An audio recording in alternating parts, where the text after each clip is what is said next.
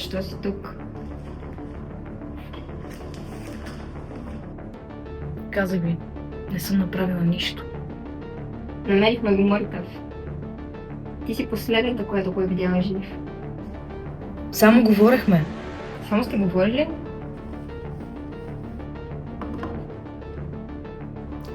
Намерихме го до тялото му. Изпуснал съм го. Колко часа? Не знам. 22:34. Часа на смъртта му. Чули са ни да се карате? Трябва да знам какво се е случило. Той ми съсипа живота. И какво точно? Говореше всякакви лъжи за мен. Отидох да говоря с него. И какво се случи? Той ме блъсна. И след това аз него. И си го убила? Не очаква да си удари главата. Изплашила си се и си избягала. Да.